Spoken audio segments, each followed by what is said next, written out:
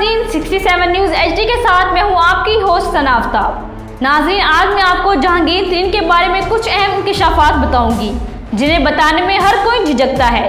जहांगीर तरीन खान कौन थे? जहांगीर तरीन के मनी लॉन्ड्रिंग केस में किसने इनका साथ दिया?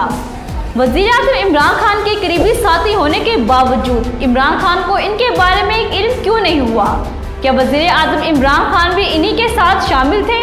इन सब के बारे में मुकम्मल तफसील से आज मैं आपको अपनी वीडियो में बताऊंगी। नाज़रीन, जहांगीर तरीन एक पाकिस्तानी बिजनेसमैन है। जहांगीर तरीन JK ग्रुप के चेयरमैन और मालिक हैं। जहांगीर तरीन ने 2002 में काफ लीग में शमूलियत इख्तियार की।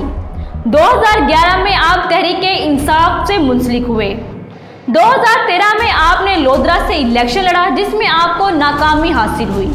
नाकाम होने के बाद आप 2015 में फिर इलेक्शन लड़ा जिसमें आपको भरपूर कामयाबी हासिल हुई। वज़ीर-ए-आज़म इमरान खान ने आपको तहरीके इंसाफ का जनरल सेक्रेटरी मुकर्रर किया, लेकिन फिर ऐसा अचानक क्या हुआ कि आपको नाअहल करार दे दिया गया। नाज़रीन, मैं आपको मजीद यहाँ ये भी बताती चलूँ कि जहांगीर तरीन की 4 शुगर मिल्स हैं।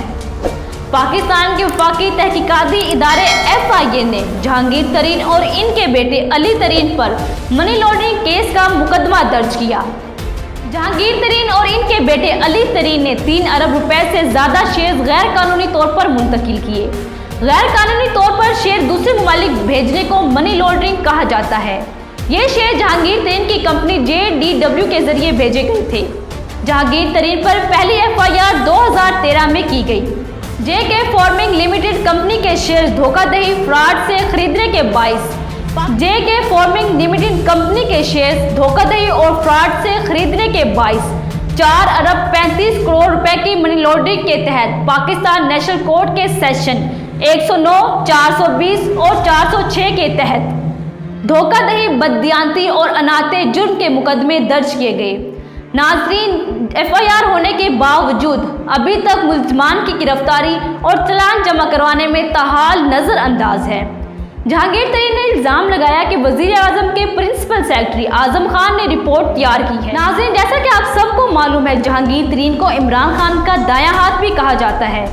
वज़ीर-ए-आज़म इमरान खान का वज़ारत उज़्मा हासिल करने के पीछे भी जहांगीर तरीन का एक अहम किरदार था। 2018 में होने वाले आम इंतखाबात में कामयाब होने वाले मुअत्तिद अरकान को जहांगीर तरीन ने तहरीके इंसाफ में शामिल किया।